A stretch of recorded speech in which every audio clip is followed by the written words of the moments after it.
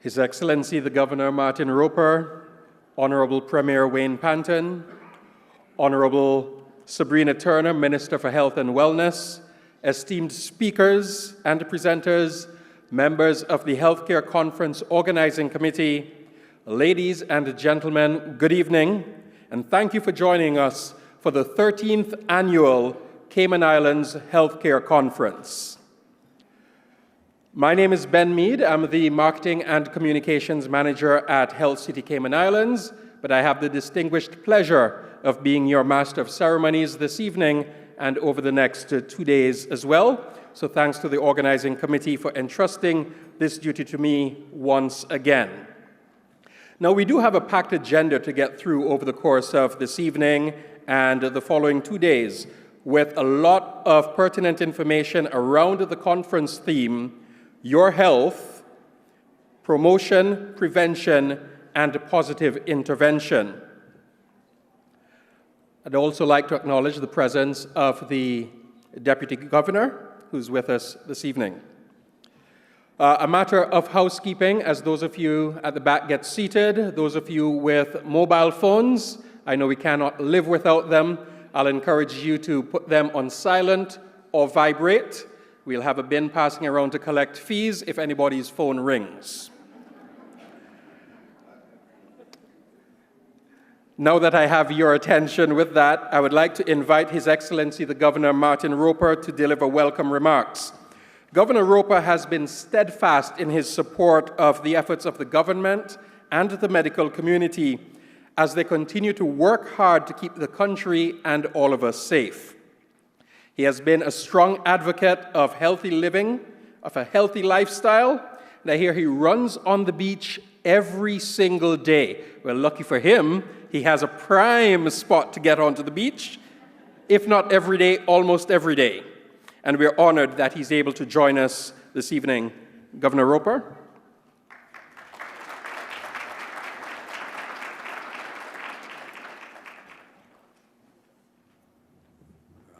Well, good evening, everyone. I haven't quite come up for air yet after absorbing the dramatic developments in the UK today, which I was just discussing with the Honourable Premier. In fact, he's been so successful at sorting out political shenanigans in Cayman, I'm thinking of sending him as a special representative to the UK to help us sort out a few problems over there, but he hasn't said yes yet. It is my distinct pleasure to welcome each of you to the 13th Annual Cayman Islands Healthcare Conference. And let me also say a warm welcome to our new Chief Medical Officer, Dr. Nick Gent, an outstanding appointment by Cayman. And thank you also to outgoing CMO, Dr. Ortilia Newton, for stepping in so impressively over the last year.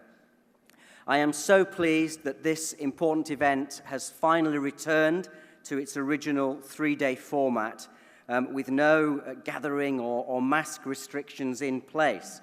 Last year, we were poised to have a fully in-person conference when we had a serious outbreak of COVID-19 community spread. The organizers pivoted very quickly to a limited in-person virtual hybrid event. It seems a long time ago already. But thankfully, the situation is much different today, and here we are, safely and responsibly living with COVID-19 in our community, with access to the UK-supplied vaccines, boosters, and medicines, a fully reopened economy, and a tourism industry that is rebounding. So in this phase of living with COVID-19, it is important to remember to keep healthy, to practice good hygiene, get boosted for additional protection. And the flu season is upon us again, and we must remain vigilant about our self-care. At last year's conference, we talked about breathing easier in the COVID era, despite, ironically, all of us wearing masks. We looked at what that would and should look like physically, mentally, environmentally, and medically as we anticipated a full reopening of our borders. As it relates to our health, many people were distracted for the past 2.5 years by the pandemic, and understandably so. A lot of people did neglect their annual checkups or ignored new aches and pains, perhaps because they were just happy to be COVID-free.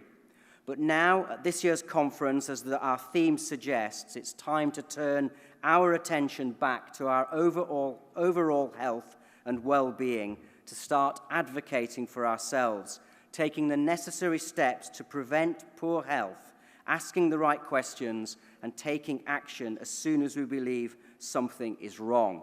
And all the men in this room and out there know that that applies very much to them too.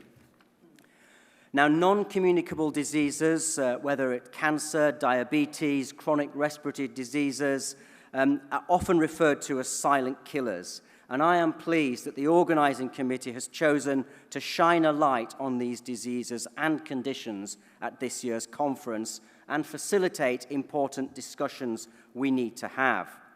The Caribbean continues to be one of the sub-regions of the world with the highest prevalence of NCDs, and at least half of all deaths annually in any Caribbean country happen as a result of NCDs.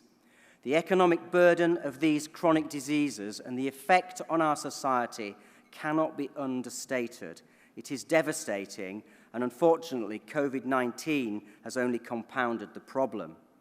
I do applaud Minister Turner and her team in the Ministry of Health and Wellness on their commitment to make non-communicable diseases a focus and a priority. The significance of that decision will reverberate in generations of Caymanians to come, who will live in good health because of the steps taken today to prevent and decrease the incidence of NCDs in Cayman. All of us need to create a blueprint for our personal health that includes finding practical ways to improve health and well-being, reduce risk factors, and assemble a team of healthcare practitioners we can call on for guidance and care. Good health is a gift that we often take for granted until we no longer have it. I believe this conference will remind us just how important it is.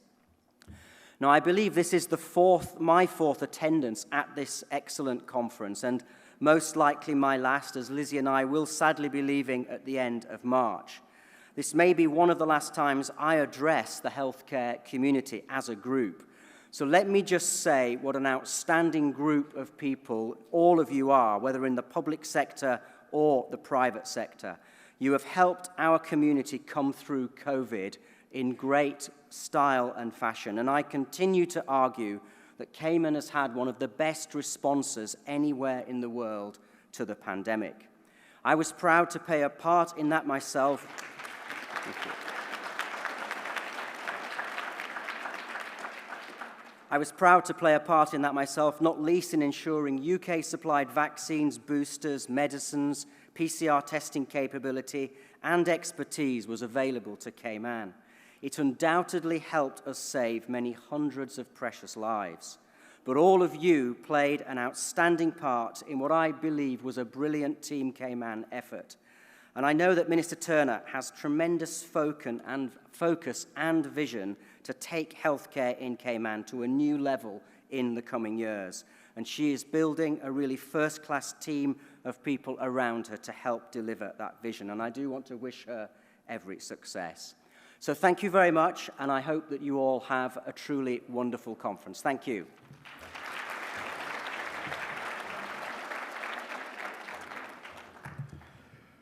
Thank you very much, Governor Roper. Now, we were just discussing that this has become an annual get-together for us. Sadly, won't be having you with us next year. Maybe we could invite you as a special guest, possibly.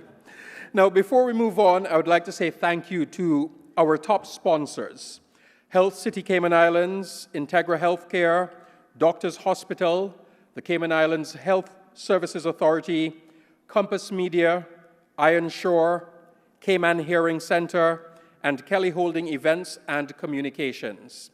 Without the support of these entities, we would not be able to be hosting this conference here this week at no cost to the general public. So we say thank you very much to our sponsors.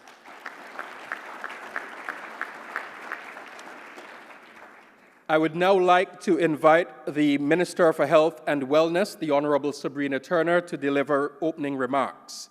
Since taking office, Minister Turner has been working tirelessly to keep us informed and safe as we navigate this post-COVID era. We are grateful for her leadership, her commitment to health and wellness, and for making this conference a reality. Minister Turner, welcome.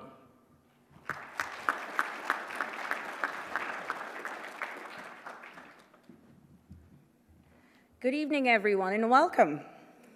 It's usually a hard act to follow, coming after His Excellency the Governor, because he has these little icebreakers that, sometimes I really wonder where he gets it from. But he didn't use much of those tonight on me, but he took a few of my lines. So I'll have to double-check his office to see really what's going on. But it is indeed my pleasure to add my welcome to His Excellencies and to thank everyone for being a part of this event. It's amazing how he said he has not yet come up for air, but last year theme was breathe easy. And I can assure you tonight you can breathe easier because we are the Cayman Islands. On behalf of the Ministry of Health and Wellness, I would like to welcome you all to the 13th Annual Cayman Islands Health Conference. As I've said in many familiar settings, taking my office, it is my aim as your Minister for Health and Wellness to promote and facilitate healthy behaviors that will result in healthier, happier, and more resilient individuals, families, and communities. I'm so happy that the Governor has the beach to go on. We are blessed that it's ours, and we're happy to share it. It is this government's vision to see our citizens thriving, and no matter what your definition of that may be, health and wellness is certainly a key component of that goal. Now, achieving this goal means working together to help create and culture and advocacy and empowerment of our personal health needs.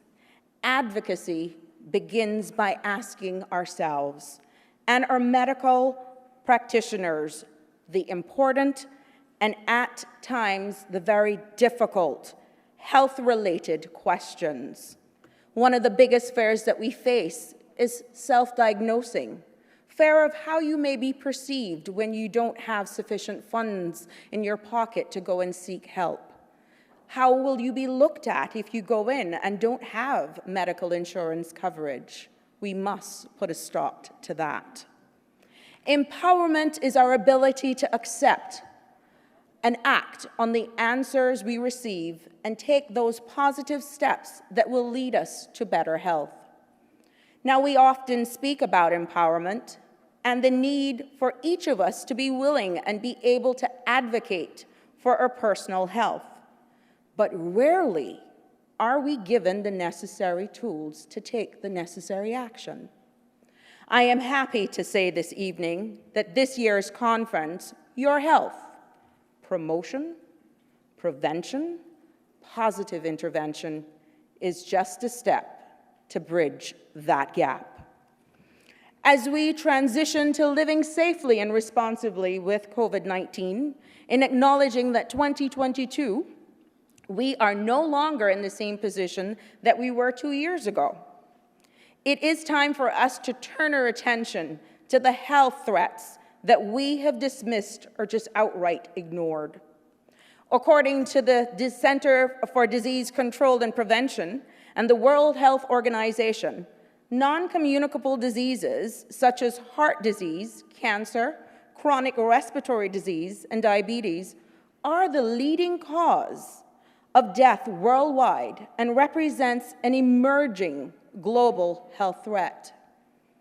Deaths from non-communicable disease now exceed all communicable diseases, deaths combined.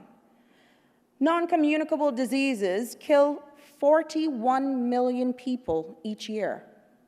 Now think about that. Equivalent to over 7 out of 10 deaths worldwide. Now closer to home, non-communicable disease have had a significant and devastating impact on our Cayman community for decades.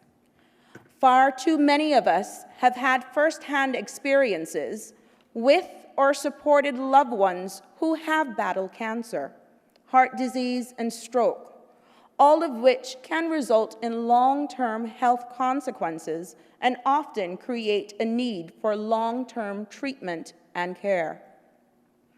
It is for that reason that my Ministry of Health and Wellness, has shifted its focus to strengthening public health nationally. And in so doing, we are spotlighting non-communicable diseases. If ours is to be a proactive approach aimed at protecting, promoting, and improving the lives, health, and wellness of families and communities, then the prevention of non-communicable disease must become a national priority. It must become a national priority. And our efforts to reach that goal begins today. The Health Conference Committee has collaborated with the public and private sector colleagues, as well as international partners, to put together a comprehensive, relevant, informative agenda that will address the global epidemic of non-communicable diseases. Our experts, speakers, and panelists that are expected to grace us with their presence at this event will also be able to shed some light on key and painstaking reality. We will also learn how the prevalence of non-communicable diseases in the Cayman Islands affects our families, the society, economy, and our healthcare system. Now, the burden is shared by every one of us, regardless of one's health status. Our agenda, as you can see, is jam-packed this year. Being oversubscribed, our ministry, I am proud to say, were reached out by other ministers of health in the region, not only wanting to attend, but also wanting to participate. And I think we have to give ourselves a round of applause when they're inviting themselves. In 2020, the World Health Organization released a list of 13 urgent global health challenges that the world will face over the next decade. They include climate change, equality in healthcare, access to healthcare and treatments, infectious disease prevention, epidemic preparedness, underinvestment in health workers. Now, this needs to be repeated. Underinvestment in health workers. Improving public trust of healthcare workers and adolescent safety. The time has come to have the real conversation. Is it non-clinical expenses and clinical expenses, or it's time to get that balance right? Let's see what we can do. And definitely, we are well on track at getting that all at a level playing field. Now, when we talk about epidemic preparedness, the underinvestment in healthcare workers, that also includes improving the public trust of healthcare workers and adolescent safety. Professor Ian Cummings, the UK Ambassador for Healthcare and the Overseas Territories, joins us virtually tonight to help us better understand how these challenges will affect us here in the Cayman Islands. Now, Professor Cummings will cover the global drivers of change of healthcare, focusing on demographic changes, the global economy, workforce technology advances, and public patient expectations, and how these may affect the planning and delivery of healthcare right here in the Cayman Islands. Please remember, clinicians, we have your internal customers and your external customers. And if we're going to do this from a national level, it doesn't matter whether you're HSA, Health City Cayman Islands, or one of the private firms, we're all in this together. Thank you. Have you ever wondered about the national prevalence of chronic disease and the prevalence of risk factors for chronic disease right here in Cayman? Are you interested in learning more about the work underway to develop and strengthen the surveillance of chronic non-communicable diseases. Now, our national epidemiologist for the Ministry of Health and Wellness, Ms. Rachel Corbett, will be sharing answers to these questions during her presentation. And I'm so pleased that we now have an epidemiologist in the ministry, definitely representing us nationally. If you're interested in gaining insight into the demographic and socioeconomic factors that increase the risk of developing chronic diseases and the implications for the Cayman Islands in context of the 2021 census demographic and socioeconomic data, then Ms. Fiona McDougall, owner and director of Healthy Features Limited, has the information you're seeking. Ms. McDougall will also present on innovative chronic disease management models that countries like the United States, Canada, and the United Kingdom are using, and hear about the repercussions and opportunities for primary care, community care, long-term care, and mental health care here in the Cayman Islands. Cardiovascular disease is the leading cause of death in the Americas. And Dr. Ravi, international cardiologist, senior adult cardiologist, and psychologist of Health City Cayman Islands, will discuss newer markets and trends for cardiovascular risk assessment and risk markers in women, and the data which shows that these are working. Genomic sequencing is providing doctors with much data about causes of cancer and changing the way some forms of the disease are treated.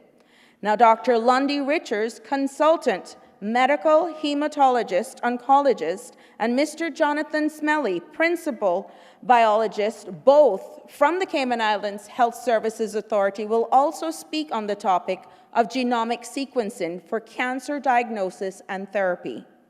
I'm very interested to hear how the team at the Health Services Authority is using this technology to help cancer patients right here in the Cayman Islands. From cancer, we move on to the two other non-communicable diseases, stroke and dementia. Dr. Azad, neurologist and neuropsychologist of Doctors Hospital, will tackle these non-communicable diseases, which represents a growing healthcare burden as more Caymanians move into the higher risk age groups over the next couple of decades.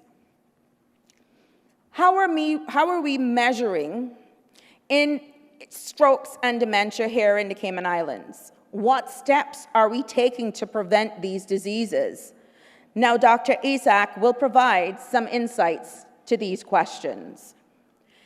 If I ask the question here this evening, how many of us in this room are taking prescribed medication or some type of supplement to improve our health?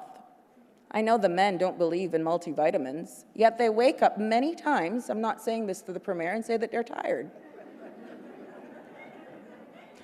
Just our little secret. Now, I would venture to say that almost all of us here would raise our hands.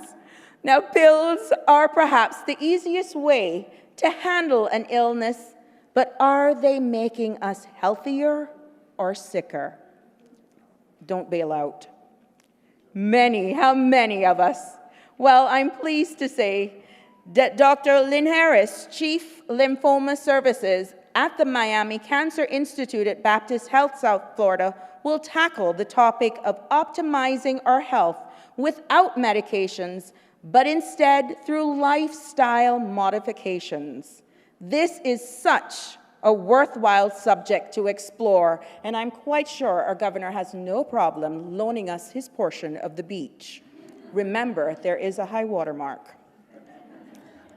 Let's talk about burnout. And I think there's only about 3 politicians in here. We will not go there.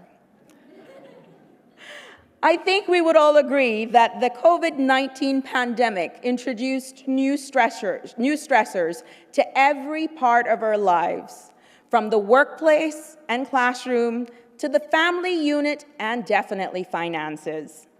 Longer work hours, more demands at home, increased cost of living factors. We're not mentioning CUC. They can all contribute to mental disorders, even in those persons who never struggled with mental health before. Now, Raquel Tobiad, clinical social worker and chemical dependency counselor, and Derek Oliver, psychologist, licensed therapist, and board-certified behavior analyst, both of Infinite Mind Care, will speak on this very topic, from burnout to totally checked in, understanding burnout and moving from coping to resilience. One of the stumbling blocks to effect disease control, according to research, is the gap between testing and delivery of results, which often cause patients to lose interest in pursuing further care. Now, Professor Andrew Shaw, Associate Professor with Physical Chemistry at University Exeter and founder of Automaker Limited, will present on the evolving role of point-of-care testing in prevention and positive intervention in non-communicable diseases. Professor Shaw and his team have come up with innovative ways to close that gap by introducing both testing and results at the point of care. That is, within the initial consultation. So all of you men that your wives are telling you go for that checkup, we have found a way to get you there, keep you there, and you get the results. Can I get a round of applause from all of those women who are trying to get them there? Now, I am excited to hear more about how this has improved the detection and management of non-communicable disease. Our first panel discussion will address topics such as my health, my responsibility, keeping women well through the ages, the challenge with men's health, and from identification to intervention in the same consultation. The Building Better Health for Self panel sponsored by Integra Healthcare Limited will feature the team from Integra, Mr. Andrew Vincent, founding director, Dr. Lisa Joels, OB/GYN, and Dr. Francisco Martinez, general practitioner and family physician, alongside Professor Shaw. One topic that requires more attention is perinatal mental health. According to NHS England, perinatal mental illness affects up to 27% of new and expectant mothers in the United Kingdom. Now, that percentage may be higher, but sadly, a stigma still persists surrounding mental health. For women specifically, new mothers, feelings of depression, anxiety, obsessive-compulsive disorder, and postpartum psychosis often evokes feeling of guilt and shame, which force them to suffer in silence. Dr. Walton, clinical psychologist at the Wellness Center, will shed some much-needed light on this very important topic. How much thought do you give to your teeth? I am petrified of dentists. My blood pressure skyrockets even for a dental cleaning. Well, after reading this and definitely doing some research myself, oral health is probably not the first thing that comes to mind when tackling non-communicable diseases. But in August of 2021, the World Health Organization prepared a draft global strategy on tackling oral disease and linked oral health and non-communicable diseases by recognizing the common risk factors for oral diseases and other non-communicable diseases. Oral health is a key indicator of general health, well-being, and quality of life. Dr. Wilbert, general dentist at Dr. Wolf's Dental Center, will explore the topic of dental health in his presentation. Your teeth are meant to last a lifetime. Prevention, detection, health consequences, and treatment mobilities. Our closing panel moderator, Dr. Delroy Jefferson, Medical Director at the Cayman Islands Health Services, will tackle the topic Advances in Cancer, Diagnosis, Monitoring, and Management. Dr. Lundy Richards, Consultant Medical Hematologist Oncologist at the Cayman Islands Health Services, Dr. Courtney Cummings, Deputy Medical Director at the Cayman Islands Health Services, and Dr. Darley Solomon, Attending General Surgeon at Doctors Hospital, and Dr. Benoit, Consultant Medical Oncologist at the Health City Cayman Islands, will share their extensive individual, collective experience and expertise. And I know we will be all better for it, and definitely looking forward to hear those discussions coming out from that panel. Now, I hope that you are as impressed as I am with the variety of perspectives being presented at this year's conference. There is something for everyone, and I am sure that we will be enlightened, moved, entertained, and challenged. I am pleased that our new Chief Medical Officer, Dr. Nick Gent, who has joined the ministry just this month. I was wondering, because coming tomorrow, he'll be here 10 days, and I went in there on Tuesday, and I saw him in his office, and I said, oh God, please don't bail on me now. But I'm happy he's still with us. He will provide us with some closing remarks this evening, and Dr. Gent is highly experienced public health doctor who comes to us from the United Kingdom Security Agency, where he has held the post of Senior Medical Advisor and Consultant in Public Health for the past 20 years. Working principally in the field of chemical, biological, radiological, and nuclear threats, and the management of major incidents, and server of public health threats as well.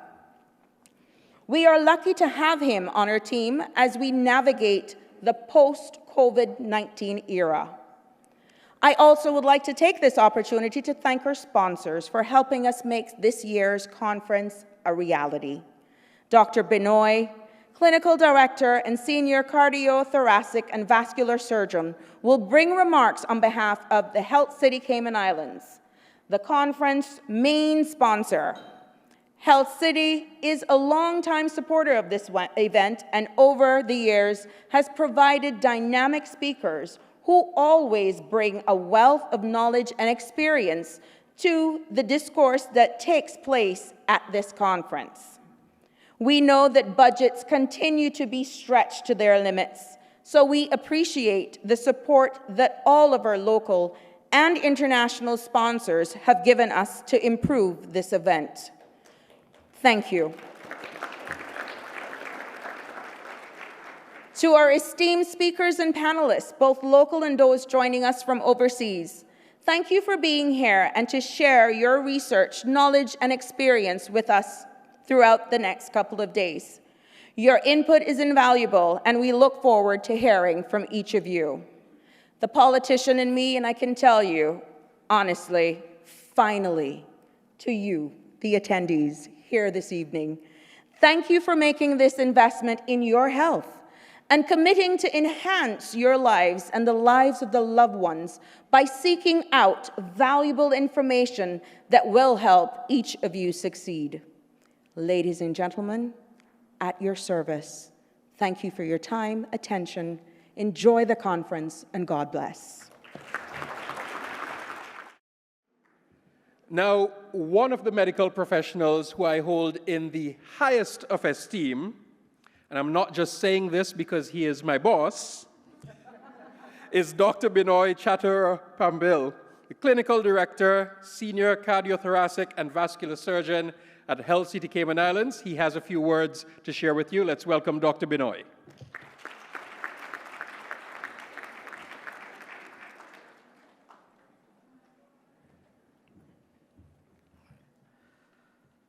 Your Excellency, Governor Martin Roper, Honorable Wayne Panton, Premier of the Cayman Islands, Honorable Hans Manderson, Deputy Governor, Honorable Sabrina Turner, Minister for Health and Wellness, distinguished guests and friends, good evening. On behalf of Health City Cayman Islands, I extend thanks to Ministry for Health and Wellness, not only for organizing this conference, but for guiding the country as we navigated the challenges brought on by the COVID-19 pandemic over the past couple of years. It is great to see all of us gathering here fully in person, unlike the previous couple of years, without any restrictions.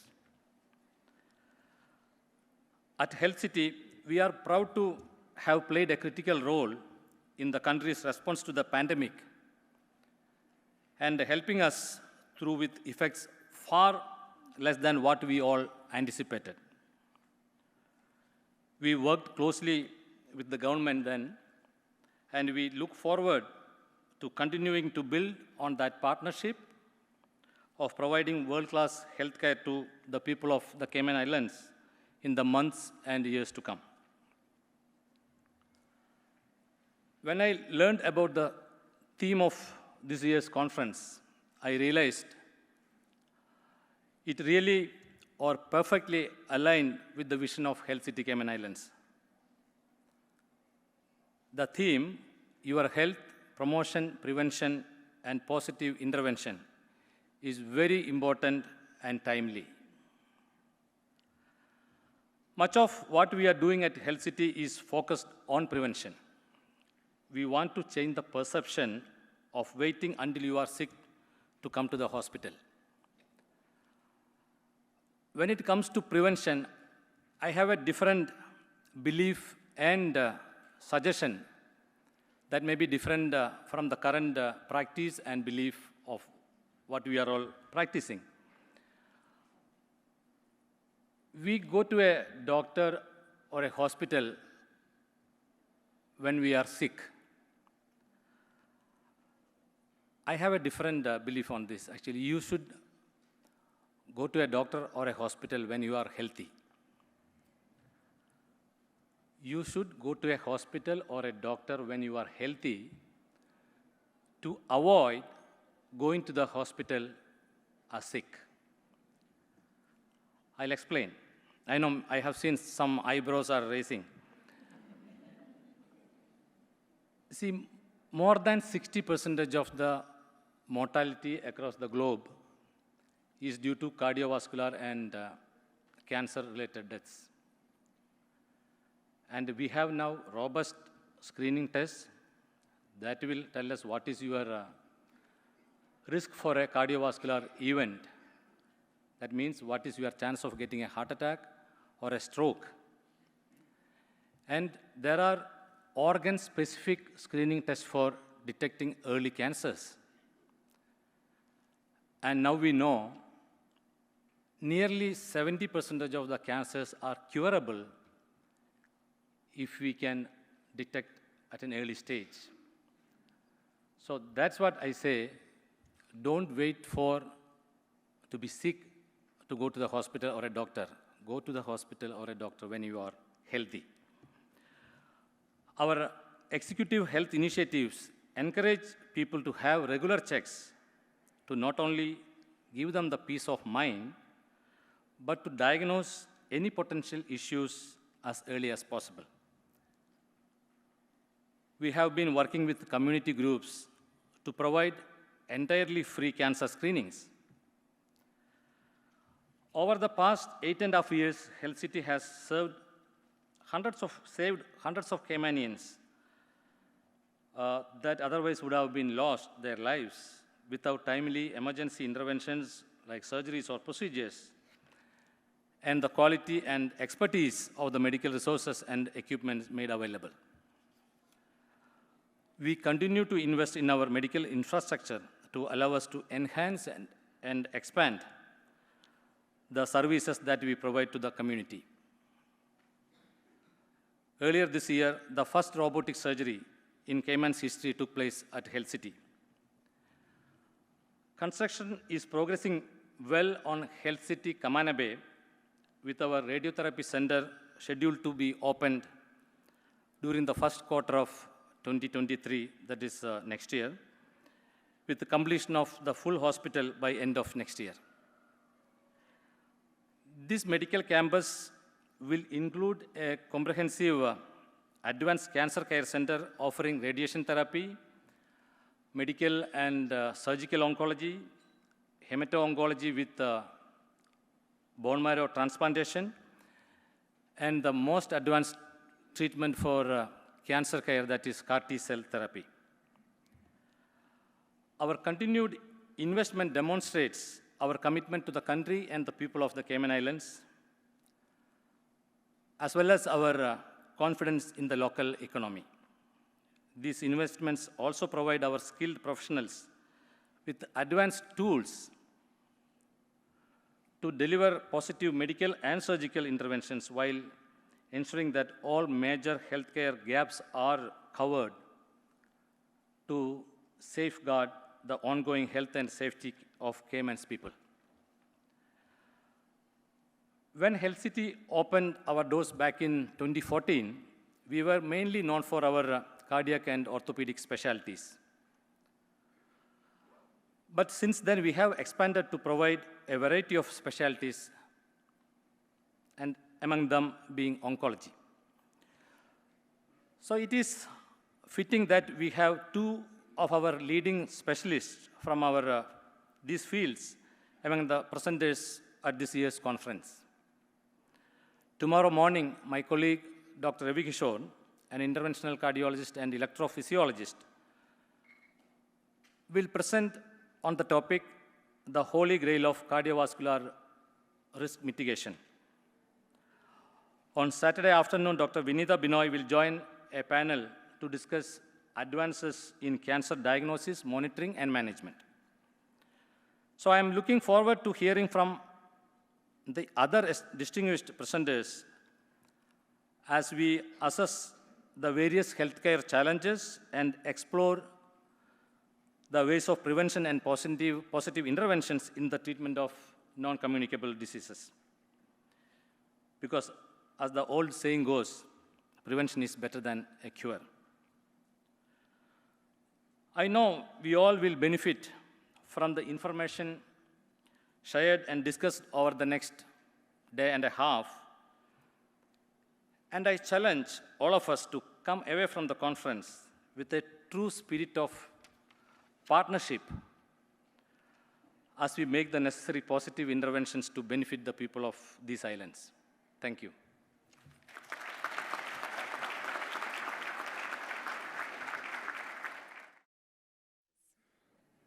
The WHO reports that non-communicable diseases cause 74% of deaths globally.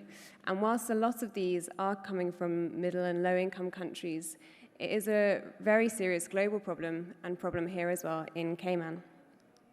So what do I mean by saying data-driven prevention?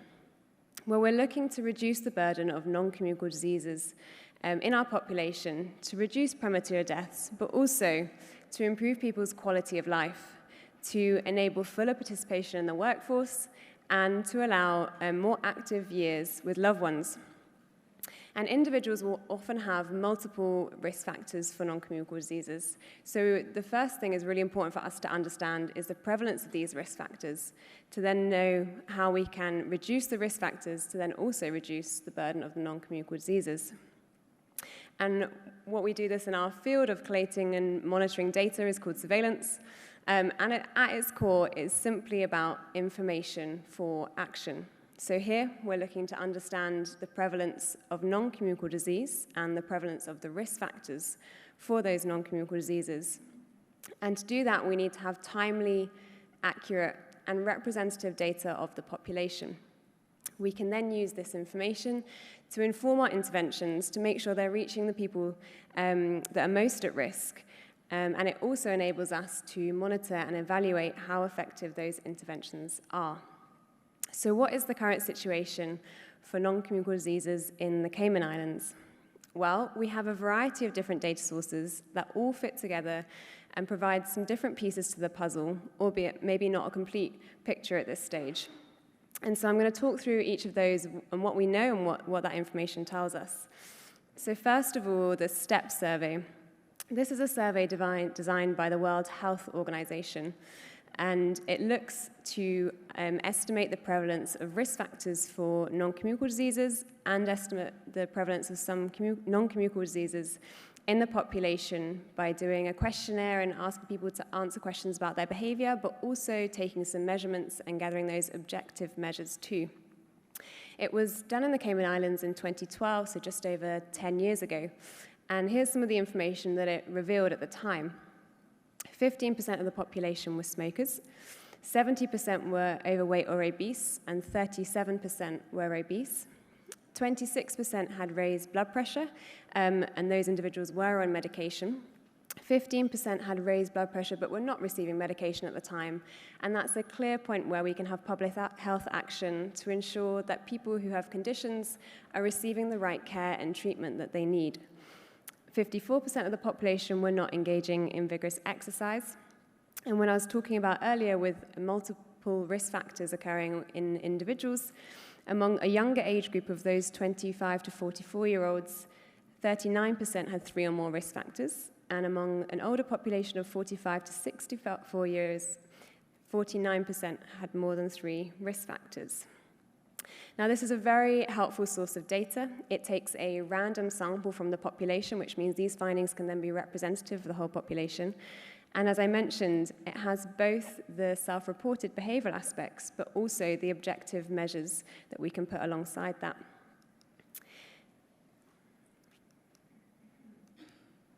Another source of data that we have is mortality data, and I've got that here from 2019. And this tells us the leading causes of death among residents in the population. And as you can see, those are mostly contributed by disease of the circulatory system, and then cancer alongside also diseases of the respiratory system. And this is a really helpful data source to understand what is causing mortality in your population, particularly if you can also look at younger ages to see what's causing premature death.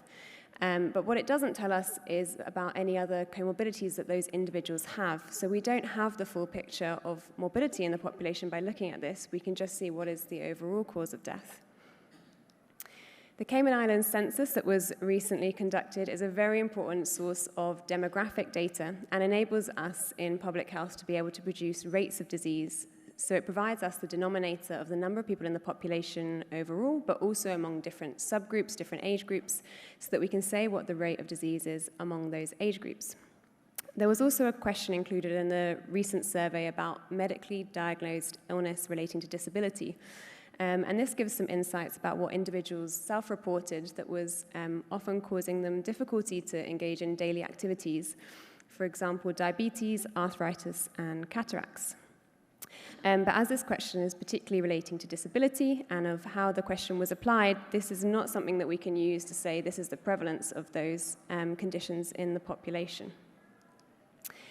Thinking a bit more about mental health, we have 2 sources of data that we have currently in the Cayman Islands that give us some idea.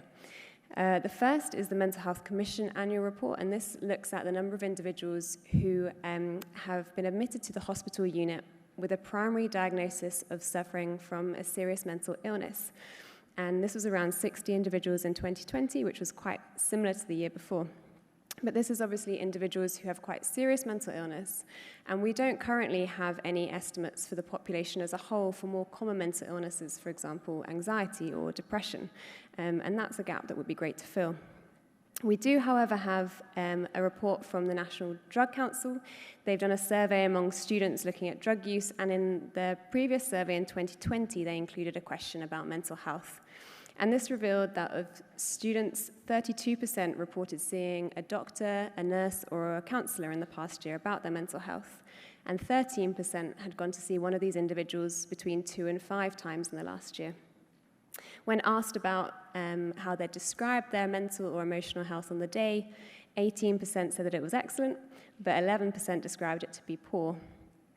And one question that was particularly about medically diagnosed mental health illnesses revealed that 12% of individuals had ever been diagnosed. However, again, from this, we can't draw prevalence or incidence estimates because this is across their whole lifetime being ever diagnosed and doesn't give any further breakdown. So it gives some indication, but there are a few pieces of information still missing here. And the last data source I'll speak to is the cancer registry, which I'm sure a number of you are familiar with. It's a voluntary registry here for cancer survivors who can choose to opt in and provide their information. And in 2021, there were 86 individuals who registered, which was a little lower than previous years, likely linked to the COVID restrictions. 48 of those were diagnosed that year. However, as this is voluntary, we know that that will be a sizable underestimate of the individuals who were diagnosed with cancer in 2021. Looking at the data in the registry across the years since it was started, we have an idea of the most reported cancers among male registrants. This was prostate cancer, followed by cancers of the blood and colon cancer. And for female registrants, it was breast cancer, followed by, again, colon cancer and cancers of the blood. As this doesn't capture all cancer cases or patients in the Cayman Islands, again, we're unable to say what the prevalence or incidence is. And as individuals choose to come forward rather than being, I guess, randomly selected from all cancer patients, some of this data, it's hard to know whether it would be representative of all patients in the population. So what are we doing going forwards for the surveillance of non-communicable diseases to address some of the gaps that I've highlighted? Well, firstly, we're looking to repeat the STEP survey. As I mentioned, this was a really helpful source of data that has been referred back to many times in the past decade, and we'd love to update those figures to see what's changed since 2012 and what the current status of the population is. We're also looking to have a stronger focus on Step 3, one of the parts of the survey, which collects biochemical measurements looking at things like blood glucose and total cholesterol. Secondly, we're also looking to have a non-communicable disease registry, and this is a project that's already underway. If you think about some of the data sources I spoke to, none of them actually gather data directly from healthcare facilities about medically diagnosed non-communicable diseases. So this is a really important data source that we need to be looking at more, and that's something that we're starting to do, currently collecting data on diabetes, cardiovascular disease, chronic kidney disease, COPD, hypertension, and obesity. Currently, this is just looking at patients within HSA, but this can be reviewed in the future. I'm going to give now an example of what I mean with data-driven prevention and how using some of the data that we have available can guide our thinking. One data source I didn't speak to was the Child Health Programme, and this is where we can look at obesity among school-aged children. I'm sure many of you will be familiar with the School Health Programme here. It performs screening to enable early detection and treatment of health issues among children that will hopefully prevent them from impacting on their education. It's offered to all schools and occurs at school entry as well as Year 6 and then any new arrivals to the island. And some of the measurements that are taken include weight and height, which means that body mass index can be calculated, a reliable indicator of body fat. And for children and teens, this is done on an age-sex specific basis. So I'm just going to present the data from the last 5 available years, which is the academic year of 2017-18 up to academic year 22-23. We don't have data, you might note, for 2020/21, and this is due to COVID restrictions of data not being gathered that year. What this chart shows is, over time, how the proportion of children in entry grades, so children that are 4 to 6 years old, are either underweight, which is the blue bars that you can see, healthy weight, which is the green bars, or overweight or obese, which is shown in the orange bars. Just below the chart, you'll see the sample size that was in each of these year groups, and you can see we've got a fairly healthy sample size of around 300 to 400 children. And from looking at this data over the 5 years, there isn't a clear trend in these proportions changing. You will see in 2021 to 22, there's a slight increase in the proportion of children that are overweight, obese, and then in 22-23, the blue bar is a little bit higher from previous years of a higher proportion that are underweight. Just to give some of the most recent data, in 22-23, so you can see these prevalences, 30% were underweight, 44% are healthy weight, and 26% overweight or obese, and giving that breakdown of the last category, 13% were overweight and 14% obese. Comparing this to Year 6 students as they finish primary school, Again, we've got a very similar format of the same chart, although you will note at the bottom the sample size is very different here, ranging from 12 up to 44 students in those age groups. So we have to have a degree of caution on how we interpret the trends that are shown here. But what I think is interesting that you can see, albeit the small sample sizes, is that the orange bars show quite a clear trend of the prevalence of obesity in overweight children increasing over this 5-year time frame. Again, just to give the most recent figures, for 22-23, 28% were underweight, 31% healthy weight, and 41% overweight or obese, which is broken down to be 25% overweight and 16% obese. So what does this all mean? What are the takeaway messages from this? Well, children entering school right now, 1 in 4 of them, 26%, are either overweight or obese, and then by the time they leave primary school, this has increased to 1 in 2.4 children, or 41%. And we know that obesity among children has many implications for them, both physically and behaviorally. We know that they can then experience things like stigma and bullying at school, which may impact their low self-esteem, may impact on their school presence, and also has physical impacts in terms of high cholesterol, is associated with high blood pressure and other issues. It also is more common for individuals who are obese when they're a child to also be overweight when they're adults, and this can lead to other health issues. So what can we do? Well, I think the first takeaway here is that prevention needs to be throughout the life course. We need to start very early on, and the school, whilst it's not responsible for reducing obesity, has a key role that it can play here, where we can introduce interventions to try and tackle this. There are some that have been used in different places. Often this is around education, increasing child's daily physical activity, and looking at what food choice there is and providing healthy eating within the school. There was recently a review of interventions done in a number of different primary schools in a region of the UK, and what they found was that where education alone is provided, this can impact on the child's motivation, but doesn't actually lead to a change in the outcome of their BMI measure at the end of the 2-year window. But when it's combined with both an increase in daily physical activity and in the healthy eating choices that are available, that this can lead to a change in the BMI outcome measure of obese children at those schools.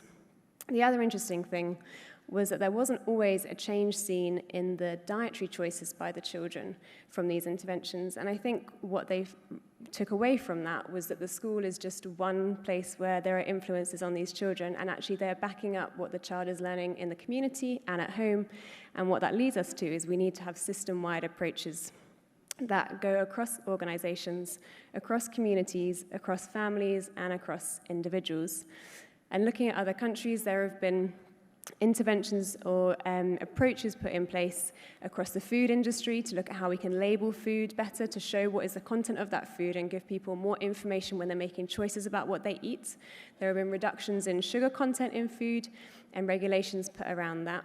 There have also been changes made in environment to encourage activity, to provide more cycle lanes and things like this, but also looking at land use around particular public areas. Are there fast food outlets near school gates? And what kind of impact is that having on those children? Media and advertising is another big one, and there have been moves looking at how we can reduce what is shown about foods that have high salt or high sugar content on children's channels and try and regulate that to limit the influences that are less helpful for them in making these choices. And ultimately, healthcare professionals, you are key in this moving forwards to promote healthy and positive messages and support your patients in making those decisions. One other thing to mention is that obesity and deprivation have been shown to have a clear association. This is taken from data in the UK in 2018 and 2019. And you'll see in the green bars, which is the Year 6 data, and in the red bars, which is the reception data, this shows across from the most deprived decile, so 10% of the population, along to the least deprived. And you can see a clear association there that the most deprived have the highest prevalence of obesity. And this is as much as twice the prevalence of obesity that is in the least deprived decile. And this is something that I'm sure is not the case only in the UK. So to close, I hope the example that I've shown of obesity and how we can use data to inform our decisions shows the importance it is to have the timely, accurate and representative data about the prevalence of chronic diseases and those risk factors for us to be able to make the helpful decisions for the health of our future generations and generation in the future. Thank you very much for your attention.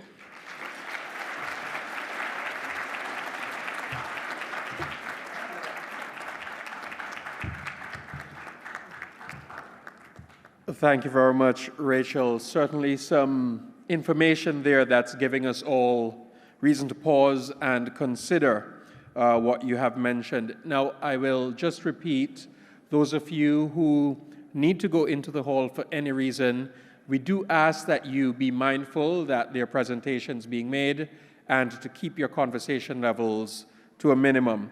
Thank you in advance for that. Now, our next speaker is Fiona McDougall. She's the owner and director of Healthy Futures Limited. We're very excited to hear from her. As an executive-level healthcare consultant with over 20 years' experience, her presentation tonight on managing chronic diseases will provide insights on demographic and socioeconomic factors and innovative chronic disease management models that will help to improve patient outcomes. Let's welcome Fiona.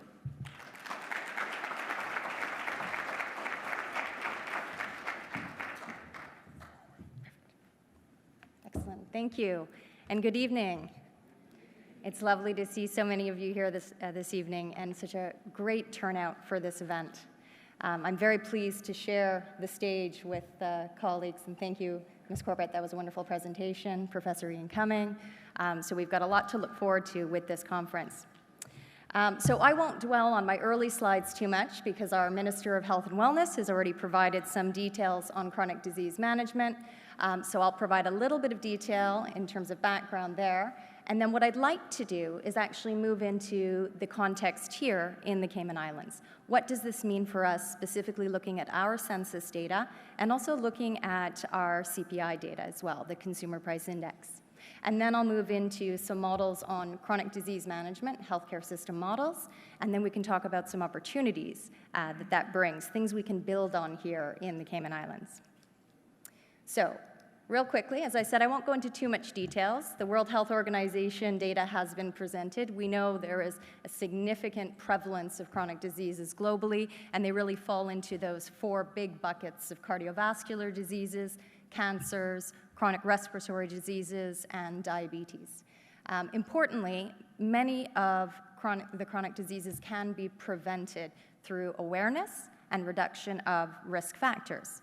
So as Ms. Corbett had highlighted, chronic disease risk factors fall into 3 broad buckets. So the first bucket being non-modifiable factors. So those are things like your age, your gender, your genetics, family history, ethnicity. The next bucket, modifiable behaviors. And we know behavior is difficult to change. And in some environments, it's easier than it is in others. So these are things like choosing to smoke or not smoke, how much alcohol is consumed, the type of nutrition that we have access to, and exercise, physical activity. The third bucket are the social determinants of health. And see, these are things that we might not always think of as important, but as a member of the Mental Health Commission and recognizing the relationship and correlation between chronic disease and mental health and social determinants of health, these are things that are critically important. We're thinking about cultural norms, environmental factors like pollution, equity, and our economic environment. So if we drill down and look at some of the data, so this data here that I'm sharing is demographic data from the United States first. So in terms of prevalence, what are some of the trends that we can understand with respect to risk factors? So in terms of non-modifiable risk factors, our age. As much as we would like to, we can't stop the clock.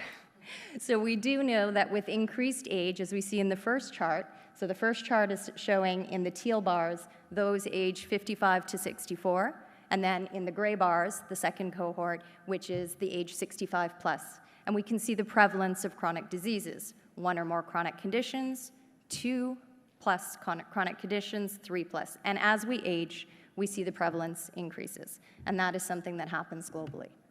In the second chart that you see there, we're looking at the gender, the sex, and ethnicity considerations and factors. Again, non-modifiable.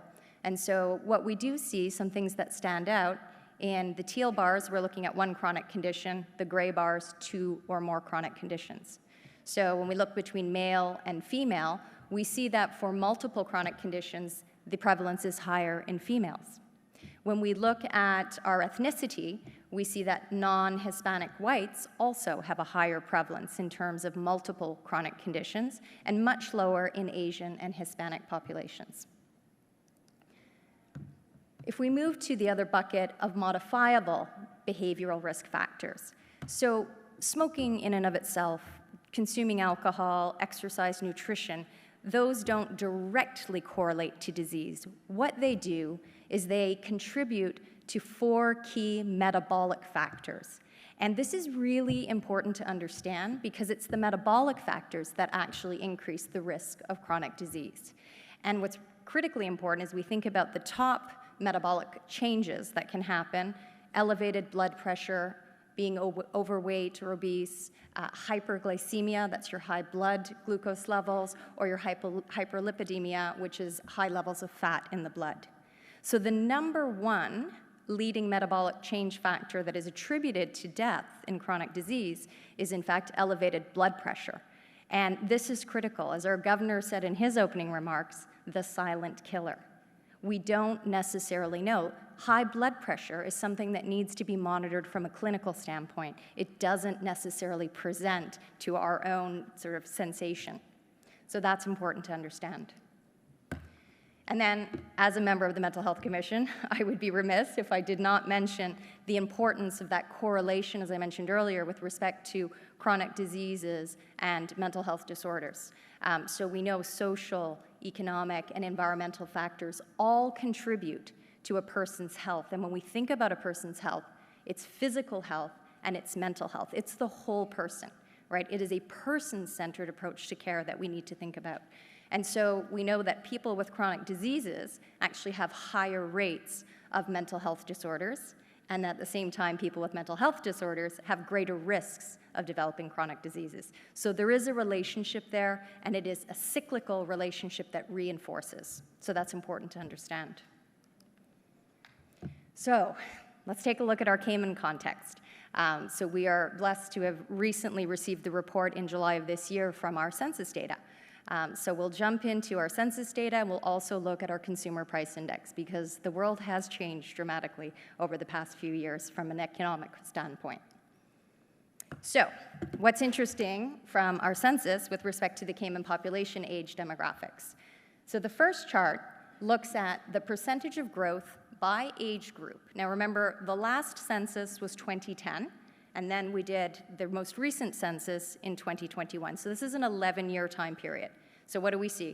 If we look at that first graph, the age 65 plus, so that age cohort of 65 plus virtually doubled. 98% increase in the last 11 years. So that's a massive increase. So in terms of raw numbers, we're talking about 2,800, so 2,800 people, but now we've got 5,600 seniors. Huge implications for making sure that we have the services in place in the community, in primary care, to support that growing, aging population.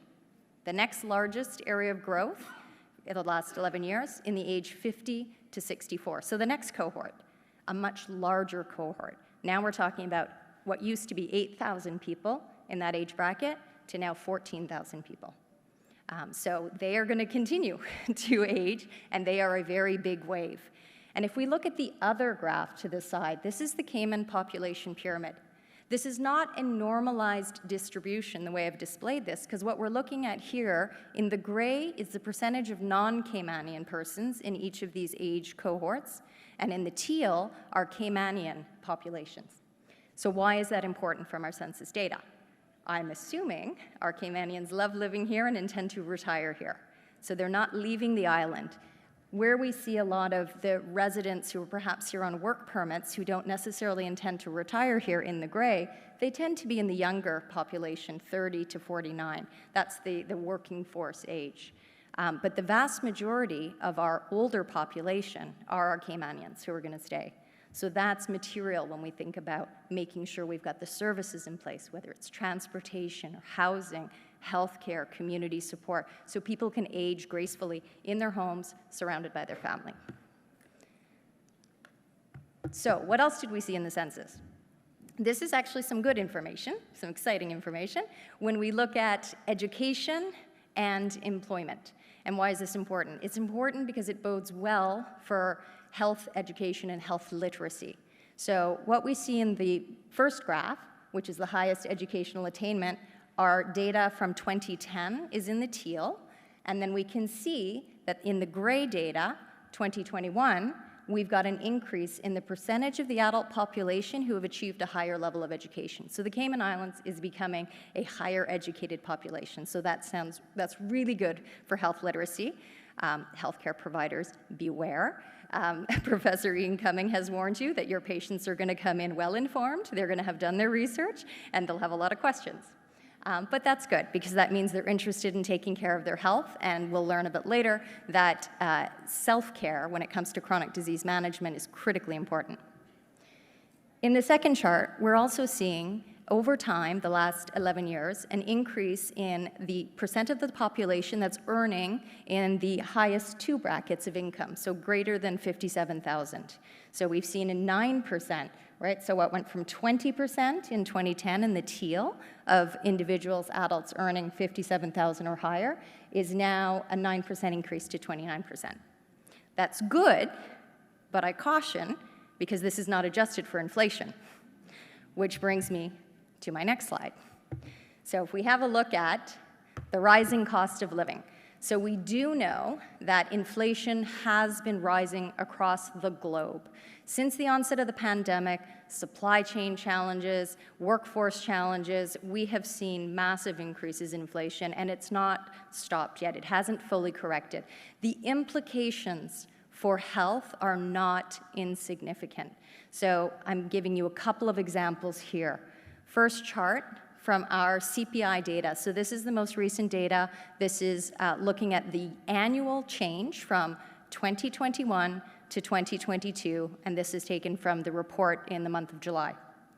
So what we're seeing in the food, if you look in the first chart, is that the healthiest food products are meat and our fish and seafood and vegetables, double-digit increases, right? If we look on the far end of that chart, the sugar, confectionery, snacks, oils and fats, these have not increased all that much. So when I go shopping and I've got my basket and I have my budget, all of a sudden I'm unable to afford the same amount of the healthy food. And in fact, when I look at what I can afford, I'm going to fill my basket potentially more with the sugars, the confectioneries, the snacks, because that's much more affordable, and I'm filling my basket fuller than what I can with, quite frankly, a $9 CI dollars for a cauliflower.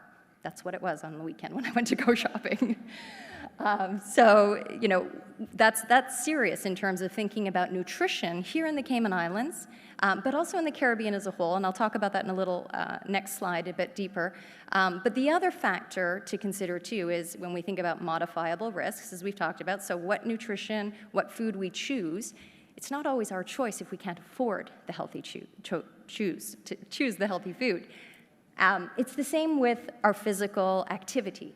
So when we look at the next chart, this actually shows all of the baskets, if you will, that are included in the CPI calculation. And we know that the first few items there, housing, water, utilities, transports, these are not discretionary options. We can't choose to no longer spend on our housing and our utilities, so we have to lay that money out. On the other end of the spectrum, alcoholic beverages and tobacco, sometimes considered stress relievers, but at the same time we know they're not healthy, but we haven't seen the prices go up there. There's fewer deterrents there, and yet we're out of pocket with our non-discretionary spending. In the category of recreation and culture, if you drill down into that category in our CPI data, one of the things that was interesting is the subset of recreation and sporting services, so going into a gym or buying equipment, has increased year over year 26%, which is phenomenal, right? So we think about expensive, healthy food, that's risen double digits. We think about access to educational or exercise facilities and recreation, also double digits. So when we drill a little bit more into nutrition, why is it so expensive to get healthy food? So this is not just something that impacts Cayman. This is something that across the Caribbean is significant. And we've seen the obesity rates that Ms. Corbett just presented there. And so that's consistent with the STEP survey that we've seen, that the prevalence of obesity in the Cayman Islands and in the Caribbean is greater than 35%. That's actually similar to the United States, but it is significantly higher than Canada and the UK and Australia. But what are the factors? Why is this the case in the Caribbean? So we're seeing these diet-related diseases associated with a decline in the consumption of locally produced foods and a significant increase in the food imports to the Caribbean islands.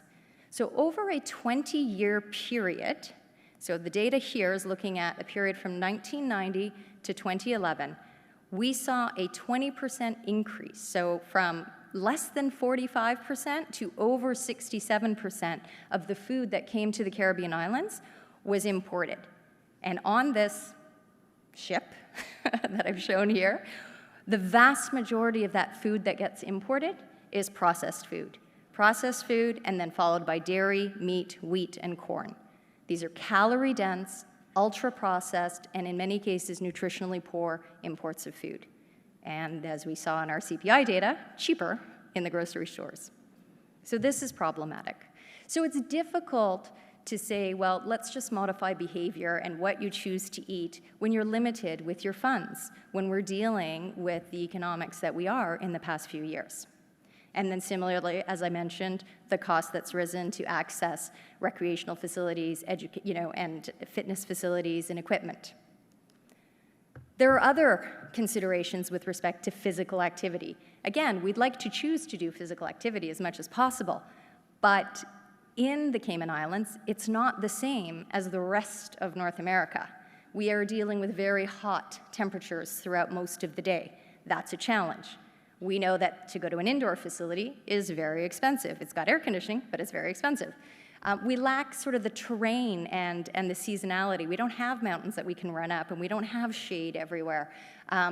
We have seen some additional investments, thankfully, from government and from other private providers with public amenities, but we probably need to see more of these at our beaches, where we do have access to go swimming and be outdoors.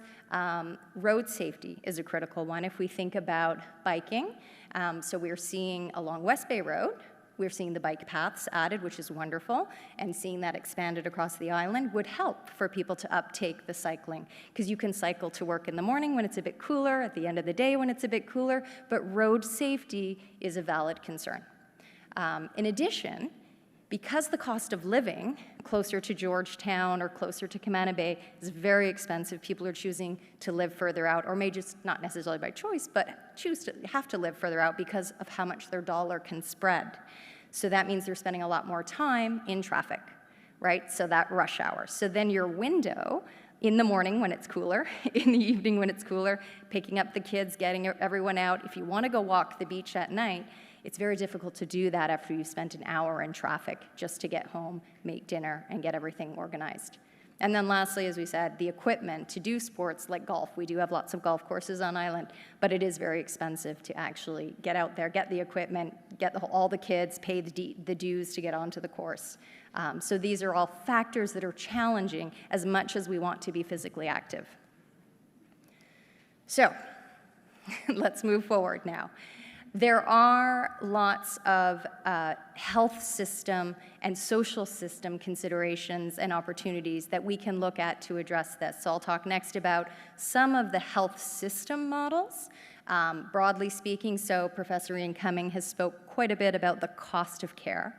And if we think about our health human resources, how we organize our care, if we hear what Ms. Corbett mentioned about disease registries, there are things that we can do to start getting more information about how we can transform what that future is going to look like.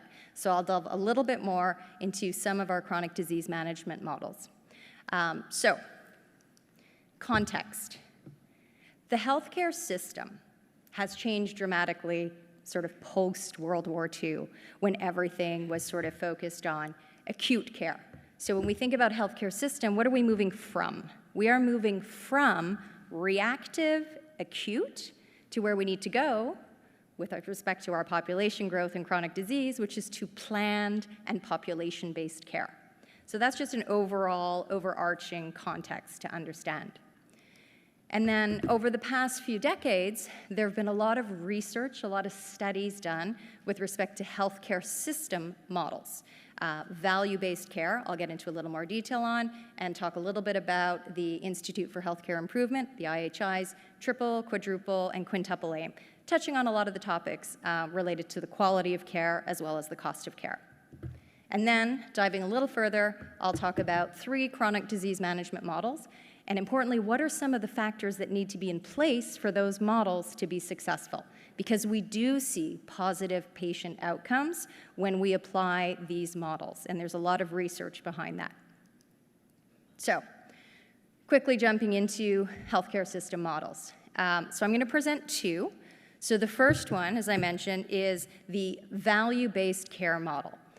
So for those of us who maybe went to business school or in the consulting industry, this is the Porter model. So this is Michael Porter, who's a professor at Harvard Business School, who worked extensively with clinicians, with policy advisors, with researchers, and he took his expertise from looking at businesses in the US and globally and said, how can we apply it to the really easy business model that is healthcare? Knowing that it is literally one of the most complex business models that exists. And so he came up with a simple math equation, if you will. And his concept, because it's value-based care, revolves around value. So when we think about value, it's an equation. So at the top of that equation, to get a positive value, that's what we want to get. Positive value is that we have a numerator and a denominator. We want our numerator, the check mark there, which is the outcomes and patient experience. So that quality part of the equation needs to be high. And then ideally, to get that quality, the direct cost and the indirect cost, our dollar sign underneath, needs to be lower. That will give us a positive value. It's not just as easy as an equation, though. You can see there are 6 variables, factors that need to be considered. You know, how do we organize care around the medical conditions? We need to understand those medical conditions and apply the appropriate clinically valid care. We need to measure outcomes and costs, so that's important, how we measure things. And aligning reimbursement with value, probably one of the trickiest changes to be done is how do we reimburse healthcare providers, healthcare systems, health insurers to provide care in a way that drives quality, that drives value, not just volume. We need to look at systems integration. So how do we ensure that as we transition from primary care, secondary care, tertiary acute care, community care, that as folks are transitioning through all these points of care, we know that the points of transitions are also the most common points of failure. So integrating our systems is critical. The geography of care, where we provide care, where we can access care, and there's an equity component there. And underlying all of this is obviously information technology to make this happen. So this model was developed in 2006. Around the same time, the Institute for Healthcare Improvement came out with kind of a similar model, and there is some crossover between the folks who are working on this. It started out in 2007 as a triple aim. And if we look at what the components of the triple are, the 3 triple things, the 3 things, improved patient experience, sounds familiar, better outcomes, so those clinical quality outcomes, and lower costs. But in 2014, it became the quadruple aim. So it's almost as if they foresaw this health human resource crisis that we're having, particularly post-pandemic. So back in 2014, they added clinician well-being. So our healthcare providers, as part of that equation, if we have healthy happy healthcare providers, folks who want to stay in the business, who want to continue providing care. That's an important part of our equation. And then more recently in 2021, quintuple aim, so the fifth element was added for consideration, and this is health equity. So this is recognizing that not everyone in our population has access to the same level of care, whether it's because of insurance and limitations in insurance, if you're on a SHIC plan or a premium plan, or because of the neighborhood you live in. You know, I have one client in Canada where they've got an entire part of a city that isn't as prosperous as other parts of the city, and they've got an aging healthcare provider population, and GPs are retiring, but we can't attract new GPs to come in, and they're rostered patients, so now all of a sudden a retirement happens, an office closes, and you've got 2,000 patients without a GP, right? So these things are happening. So health equity is a real thing that's now been added into the equation for consideration. So highlights for these models, really it's around the quality, the process quality, the experience of the patient, and the clinical outcomes. And then on the other side, it's looking at payment models. So fee for service, which is a fee at every interaction, every piece of service, does tend to drive volume because it's not necessarily tied to an outcome. You're not holding back as you would perhaps with somebody who is replacing your roof. I'm not going to give you any money until this full roof is done and there's demonstrated there's no leaks. I'm not paying you for every shingle, I'm paying you for a roof that doesn't leak. That's where we start to move into capitation models, where maybe we have some roofs that are easy to fix and some roofs that are more difficult to fix, but on an annual basis, maybe we pay you a certain amount per person in that population, and your job as the clinician is to put in as little or as much effort as required to keep that part of the population healthy, and you get paid for that. So if it doesn't take a lot of effort because you're using things like education and you know, self-management, and you're using IT, and you're enabling and using, you know, alternative resources to support that patient's health, then that's a way that everybody in the system wins. You have a healthy patient, you've got quality of care, and you've also got a robust economic side of the equation. And then there's also value-based care. It's a similar type concept, but it's applied to more of a bundled episode of care, like a hip replacement, for example. A hip replacement, as it moves through all the transitions in care, from the primary care, the evaluation, through to pre-surgery, and then, you know, the actual surgery, post-surgical op, you know, transitioning down to weight-bearing, back to the community. That full episode of care might have a price tag to it. And those providers who can provide that care with the highest quality, you know, not coming back to hospital for, you know, post, you know, incision infections, all those things, quality of care will be able to make sure that everybody wins, the patient and the provider. So those are the high-level models. If we drill down, and this is a wordy slide, I'm going to warn you, so we're not going to go through every word, but if anybody would like the details after, I'm happy to provide it. But drilling down to some of these concepts with what our researchers and collaborators have looked at with chronic disease management models, a lot of the features that I've just shared on those system models also show up here for chronic disease management models. They are particularly applicable. So the first model, which is a disease management program, is a specialist model that focuses on a specific chronic condition. So it's targeting patients in a population that maybe have diabetes. So maybe we set up a diabetes clinic. And then we build the care around that. So we establish the clinical practice guidelines. We build a collaborative model with nurses, with allied healthcare, with dietitians, pharmacists, other team members. We focus on self-education and self-management, and we focus on the outcomes, the costs, the utilization, the health outcomes. So there's promise in that model. But take it further, because we know that as the population ages and we're dealing with chronic conditions, we're actually looking at multiple chronic conditions. So how do we then deal with, instead of setting up and sending our patient to 4 different independent clinics for all their multiple conditions, we need to think about a population-based model that might be based in primary care that can address multiple chronic conditions. And this is the chronic care model. And so these models have been in development since sort of the mid-90s, and there's been tons of research to further adapt them and grow them as the systems move forward. So there are some similarities, to our disease management programs, particularly with the self-management support, but this focuses and leverages more data.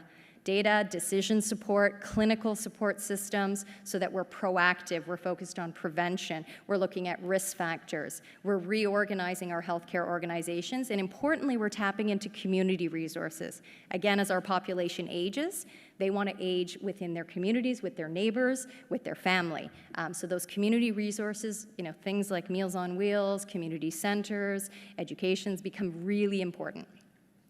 And then the last one, which is actually focused on an older population. So now if we look at our older adults with multiple chronic conditions, again, a model based in primary care and in the community, and in this case also using a lot of cost-effective resources like RNs, we can help keep our older populations healthy.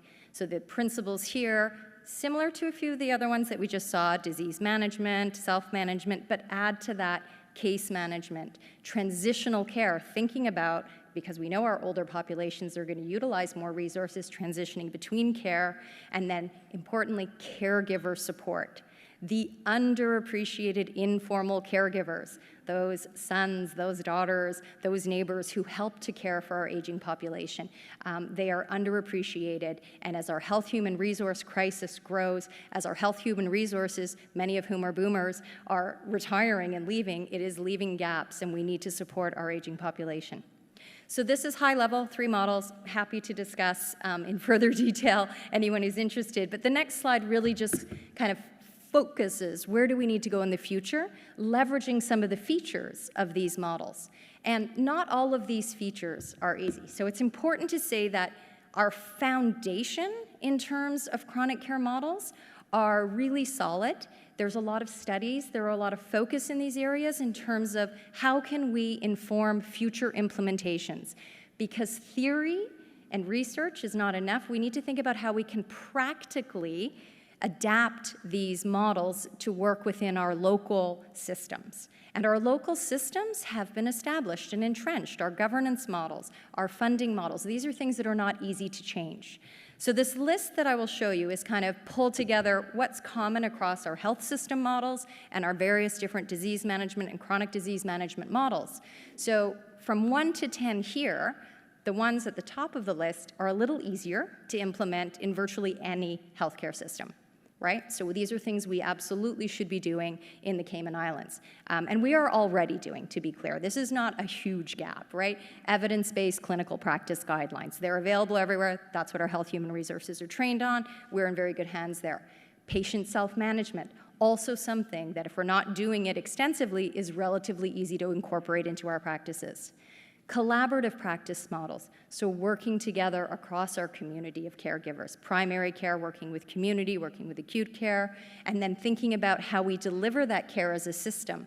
So not just the people, but also our processes, how we transition care, and the technology that we use, right? So do we have disease registries? Do we have, identifiers for patients? Can we share information? Can we really provide wraparound care?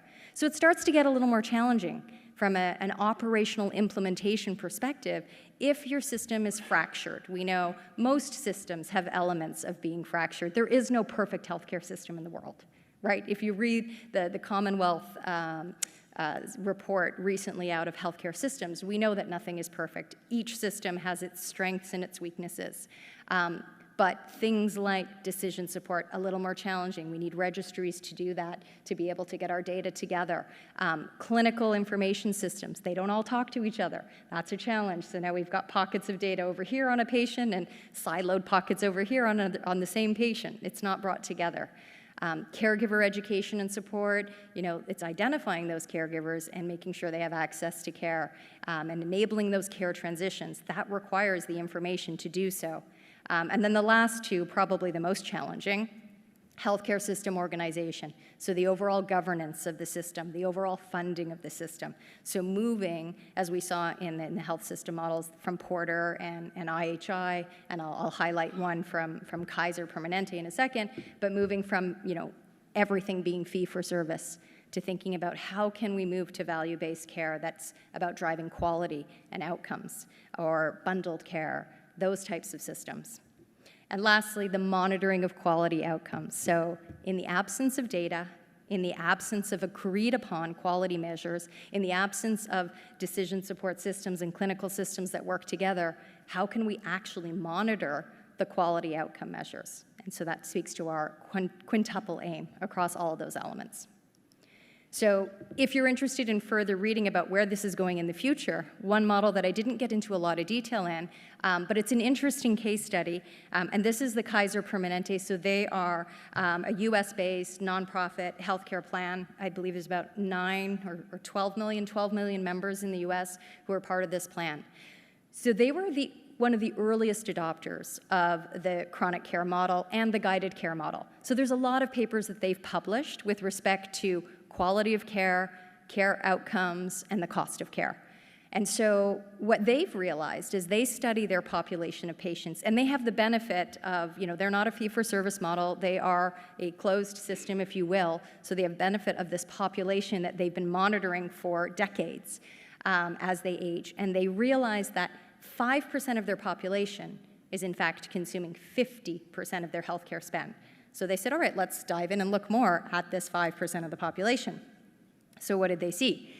If they focus on that 5% of the population, it sort of breaks down into a third of modifiable, or we can't help, catastrophic, et cetera. So there's a lot more detail behind it, but what they've realized is that one area that they need to focus on is understanding that population that's up and coming, the rising risk population. So not just the 5%, because we can only really change the cost and quality outcomes for about a third, not if it's catastrophic incidences or they're already too deep into chronic conditions, but the rising risk. So maybe it's our ages 50 to 64, that 14,000 people who are coming down the pipe, starting to get ahead of that.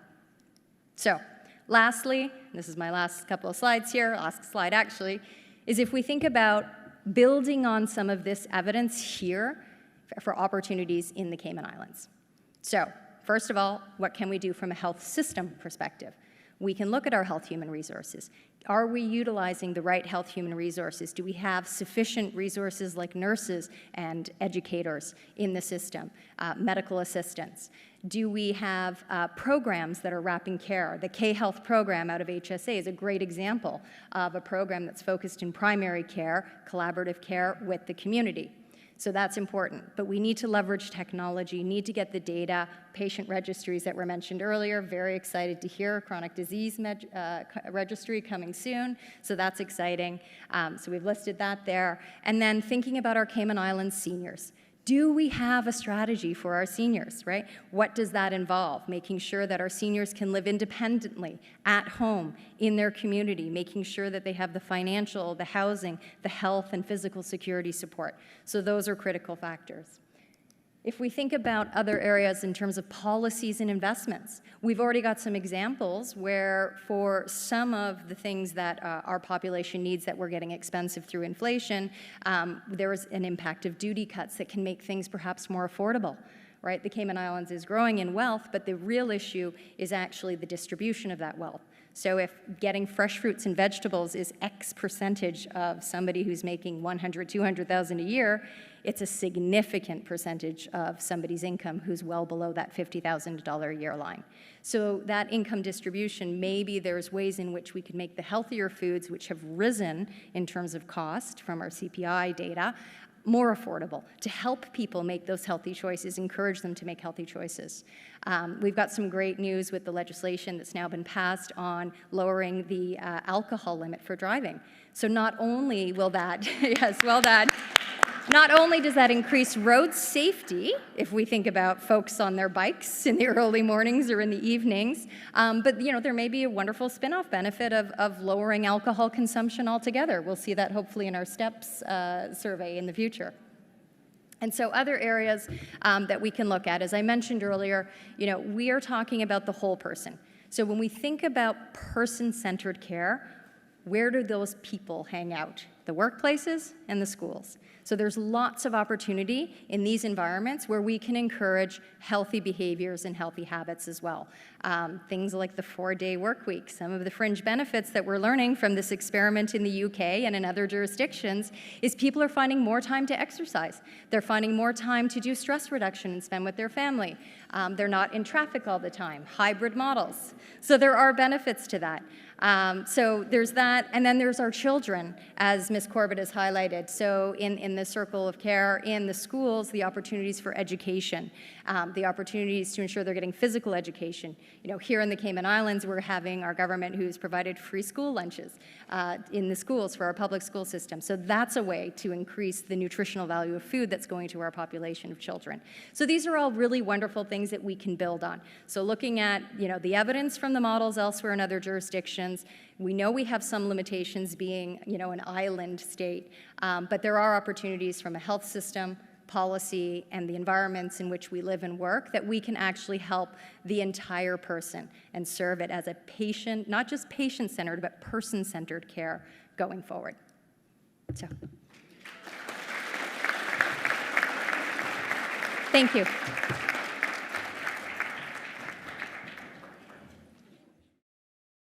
Our final speaker this evening is our new Chief Medical Officer in the Cayman Islands, Dr. Nick Gent. We welcome you to the Cayman Islands. Let's hope you've been getting some Cayman-kind hospitality as you've settled in. Welcome.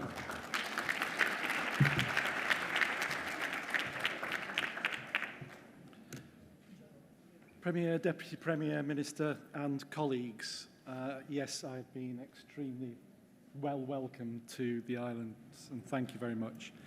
I'm also acutely aware that I'm standing between you and a cocktail reception, so I am not going to take a lot of time. There's just 3 things that I distill down my early thinking in this post. Firstly, we're moving into a period where we are living with COVID, and we must renew our focus on public health. We've got to get away from the trenches. And in that respect, can I remind you all that everybody in this room is part of the public health workforce? Okay?